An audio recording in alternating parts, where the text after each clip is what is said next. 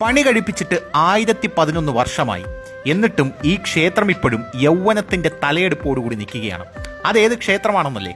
തഞ്ചാവൂരിലെ ബൃഹദേശ്വര ക്ഷേത്രം. മനുഷ്യഗണത്തിലല്ല, ദേവവർഷത്തിലാണ് ഈ ക്ഷേത്രത്തിന്റെ വയസ്സ് കണക്കാക്കിയിരിക്കുന്നത്. ദേവവർഷത്തിൽ കണക്കാക്കി കഴിഞ്ഞാൽ 1011 എന്നുള്ളത് മുട്ടിലിഴയുന്ന പ്രായമാണ് എന്നാണ് പല ആൾക്കാരും അഭിപ്രായപ്പെടുന്നത്. പണി കഴിപ്പിച്ചിട്ട് 1011 വർഷമായെങ്കിലും ഈ വയസ്സിലും സുന്ദരിയായി പടയോട്ടങ്ങളും ആക്രമണങ്ങളും അതിജീവിച്ച് ചോള ശില്പകലയുടെ ഗരിമ വിളിച്ചറിയിച്ചുകൊണ്ട് തലയെടുപ്പോടുകൂടി നിൽക്കുകയാണ് തഞ്ചാവൂരിലെ ബൃഹദേശ്വര ക്ഷേത്രം. അരുൾമൊഴിവർമ്മൻ എന്ന രാജരാജ ചോഴൻ ഒന്നാമനാണ് ഈ ക്ഷേത്രം പണി കഴിപ്പിച്ചത്.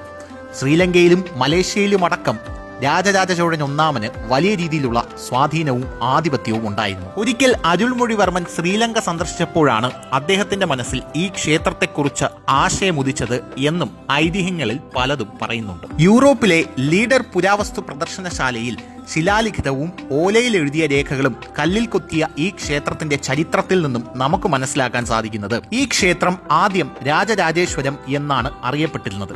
മധുരയിലെ നായ്ക്കന്മാർ ഭരിച്ച കാലത്ത് പെരുവുടയാർ ക്ഷേത്രമെന്നും 17-18 നൂറ്റാണ്ടുകളിൽ മറാത്തർ ആധിപത്യം സ്ഥാപിച്ചപ്പോൾ ഈ ക്ഷേത്രം ബൃഹദേശ്വർ എന്നും അറിയപ്പെട്ടു. ഇന്ത്യയിലെ തന്നെ ഏറ്റവും വലിയ ക്ഷേത്രങ്ങളിൽ ഒന്ന്. പോരാത്തതിന് പൂർണ്ണമായും കരിങ്കല്ലിൽ പണി കഴിപ്പിച്ചിരിക്കുന്ന ഇന്ത്യയിലെ ഏക ക്ഷേത്രം. ഇങ്ങനെ വിശേഷണങ്ങൾ ഒരുപാടുണ്ട് ബൃഹദേശ്വര ക്ഷേത്രത്തിന്. AD 1006 ഈ ക്ഷേത്രത്തിന്റെ നിർമ്മാണം തുടങ്ങുന്നത്. ഇത് പൂർത്തിയാകുന്നതാകട്ടെ രാജരാജ ചോഴന്റെ 25ാം ഭരണവർഷമായ AD 1010 275ാമത്തെ ദിവസവുമാണ്. 1.3 ലക്ഷം ടൺ കരിങ്കല്ല് കൊണ്ടാണ് ഈ ക്ഷേത്രം പൂർണ്ണമായും പണി കഴിപ്പിച്ചിരിക്കുന്നത്. ആ കാലത്ത് ഇതെങ്ങനെ പണി കഴിപ്പിച്ചു എന്നുള്ളത് തന്നെ ഏറ്റവും വലിയ അത്ഭുതമാണ്. മോഡേൺ ആർക്കിടെക്റ്റുകളെ പോലും നാണിപ്പിക്കുന്നതും അവരെ അത്ഭുതപ്പെടുത്തുന്നതുമായ ക്ഷേത്രത്തിലെ മറ്റൊരു പ്രത്യേകതയാണ് 81 ടൺ ഭാരമുള്ള ഒറ്റക്കല്ലിൽ പണിത ശ്രീകോവിലിലെ മഹാമകുടം. 81 ടൺ ഭാരമുള്ള ഈ ഒറ്റക്കല്ല് എങ്ങനെയാണ് ശ്രീകോവിലിന്റെ മുകളിൽ പ്രതിഷ്ഠിച്ചത് എന്നുള്ളത് ഇപ്പോഴും ഉത്തരം കിട്ടാത്ത ചോദ്യമായി നിലനിൽക്കുന്നു. അതേസമയം 6 കിലോമീറ്റർ നീളത്തിൽ ഒരു ചരിഞ്ഞ പ്രതലമുണ്ടാക്കി അതിലെ ഉയർന്നുയർന്നു പോകുന്ന ഒരു പാത കെട്ടിപ്പൊക്കി അതിലെ ഉരുട്ടിയാണ് ഈ കുംഭഗോപുരം ഏറ്റവും മുകളിൽ എത്തിച്ചത് എന്നാണ് ഇപ്പോൾ പല ആൾക്കാരും അഭിപ്രായപ്പെടുന്നത്. 66 മീറ്റർ ഉയരത്തിൽ 13 നിലകളുള്ളതാണ് ക്ഷേത്ര വിമാനം. ചുറ്റുമതിലും 3 ഗോപുരങ്ങളും അതിന് ക്ഷേത്രത്തെക്കാൾ കോട്ടയുടെ രൂപഭാവങ്ങളാണ് നൽകുന്നത് എന്നുള്ളതും വേറൊരു പ്രത്യേകതയാണ്. ക്ഷേത്രത്തിലെ മറ്റൊരു വിസ്മയാവഹമായ കാഴ്ചയാണ് ക്ഷേത്രത്തിൽ പ്രതിഷ്ഠിച്ചിരിക്കുന്ന നന്ദികേശന്റെ ഭീമാകാരമായ പ്രതിമ.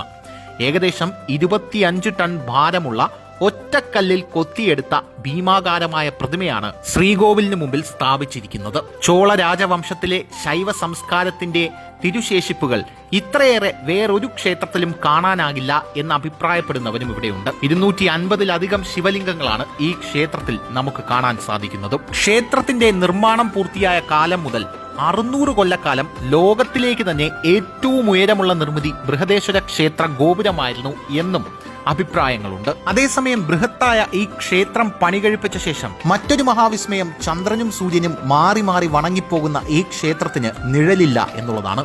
ക്ഷേത്ര ഗോപുരത്തിന്റെ നിഴൽ പോലും ഭൂമിയിൽ പതിക്കില്ല. പക്ഷേ അത്തരത്തിലൊരു കാര്യം ലോകത്ത് ഒരിടത്തും നടക്കാൻ സാധ്യതയില്ലെന്നും അതൊരു തെറ്റായിട്ടുള്ള വാദമാണെന്ന എതിർവാദവുമായി ശാസ്ത്രകാരന്മാരും രംഗത്തുണ്ട്. ക്ഷേത്രത്തിന്റെ പുനരുദ്ധാരണ പ്രവർത്തനങ്ങളെല്ലാം പൂർത്തിയാക്കിയ ശേഷം ശില്പിയായിട്ടുള്ള കുഞ്ചരമല്ലൻ രാജരാജ പെരിന്തച്ചൻ രാജരാജ ചോഴനോട് ഇങ്ങനെ ചോദിച്ചു എന്നാണ് പറയപ്പെടുന്നത്.